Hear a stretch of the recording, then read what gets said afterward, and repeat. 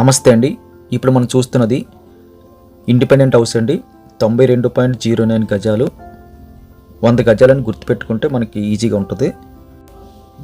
రీసెంట్గా కంప్లీట్గా అయితే పెయింటింగ్ వర్క్, పుట్టి వర్క్, సీలింగ్ వర్క్ అయితే చేసుకున్నారు. Basic model ceiling work. ఇదంతా ఇంటి ముందు ఉన్న వరండా మోడల్ అండి. ఇండిపెండెంట్ కాబట్టి ఎక్కువ స్పేసెస్కి అయితే మనకు కనిపిస్తుంది. హౌస్కి అయితే బోర్ ఉందండి, అదొక ప్లస్ పాయింట్ అని చెప్పొచ్చు. వాటర్కి అయితే ఇబ్బంది ఉండదు. మెయిన్ డోర్ దగ్గర నుంచి ముందుకెళ్ళగానే ఇదంతా మనకి హాల్ వస్తుంది. హాల్ సైజ్ బాగుందని చెప్పొచ్చు. స్ట్రైట్గా మళ్ళీ ఆర్చ్ మోడల్ వచ్చి ఇంకొక పార్టీషన్ అయితే కనిపిస్తుంది. ఫ్లోరింగ్ అంతా కూడా మనకి టైల్స్ అండి, చక్కగా ఉన్నాయి. సీలింగ్ కూడా బేసిక్ మోడల్ అయితే చేశారు.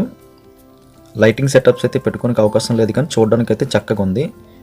నార్త్ ఈస్ట్లో అయితే పూజ కోసం సపరేట్గా వుడ్తో అయితే బాక్స్ మోడల్ అయితే ఏర్పాటు చేశారు. రైట్ సైడ్ వెంటిలేషన్ వస్తుంది. లెఫ్ట్ సైడ్లో మనకి కిచెన్ వచ్చిందండి. కిచెన్ సైజ్ బాగుందని చెప్పొచ్చు. ఎల్ షేప్లో అయితే కిచెన్ బాల్ వచ్చింది. ఎక్కువ స్పేస్ కూడా మధ్యలో కనిపిస్తుంది. సెల్ఫ్లు కనిపిస్తున్నాయి. మంచి వెంటిలేషన్ అయితే ప్రొవైడ్ చేశారు. కిచెన్ సైజ్ లార్జ్ స్కేల్ అని చెప్పొచ్చు అండి. అక్కడి నుంచి కాస్త ముందుకెళ్తే లెఫ్ట్ సైడ్లో మనకి ఒక బెడ్రూమ్ కనిపిస్తుంది. ఈ బెడ్రూమ్ సైజు మనకి మీడియం ప్లస్లో కనిపిస్తుంది. 4/6 అయితే చాలా ఈజీగా పడుతుంది. 6/6 వేస్తే కాస్త ఇబ్బంది అవుతుంది. ఈ చివరిలో అయితే మనకి సెల్ఫ్లు అయితే కనిపిస్తున్నాయి. మంచి వెంటిలేషన్ అయితే వస్తుందండి. ఈ రూమ్ నుంచి మనం బయటకు వచ్చేస్తే హాల్లో మనకి కాస్త ముందుకి టీవీ నెట్ అయితే చక్కగా కనిపిస్తుందండి. మధ్యలో మనకి మంచి డిజైన్ ఆర్చ్ మోడల్ తీసుకున్నారు స్ట్రాంగ్గా. స్ట్రైట్గా అయితే మనకి టీవీ నెట్ ప్లేస్మెంట్ అయితే కనిపిస్తుంది. పైన కూడా సింపుల్ డిజైను సీలింగ్ మోడల్ తీసుకున్నారు. రైట్ సైడ్లో మనకి సందులోంచి పైకి వెళ్ళడానికి కూడా ఒక డోర్ పెట్టేసి ఉందండి. మెయిన్ డోర్ దగ్గర నుంచి కూడా మనం వెళ్ళొచ్చు. ఇది మనకి మాస్టర్ బెడ్రూమ్ వస్తుంది. ఈ బెడ్రూమ్ సైజు వెరీ బిగ్ సైజులో ఉందని చెప్పొచ్చు. సీలింగ్ కూడా ఇందాక చెప్పినట్టుగా సింపుల్ డిజైన్ కోసం మాత్రం సీలింగ్ చక్కగా చేశారు. కొన్ని సెల్ఫ్లోనే మంచి వెంటిలేషన్ వస్తుంది.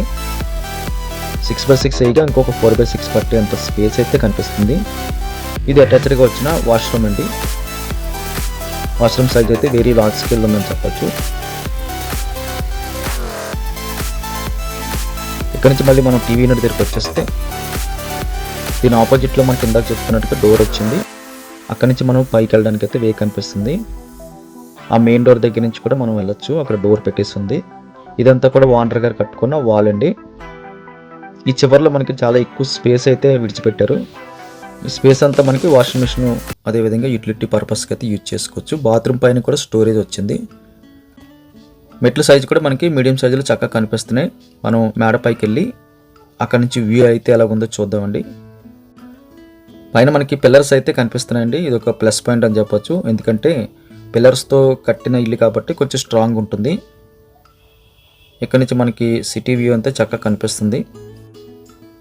ఇక్కడ నుంచి మనకి బీచ్ కూడా మనకి వ్యూ కనిపిస్తుందండి.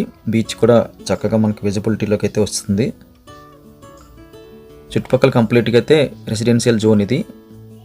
ఈ ఇండిపెండెంట్ హౌస్ కావాల్సిన వాళ్ళు స్క్రీన్ మీద కనిపిస్తున్న నెంబర్కి కాల్ చేయండి. వీడియో లైక్ బటన్ క్లిక్ చేయండి.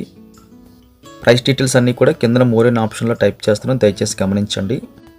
Thank you very much for watching.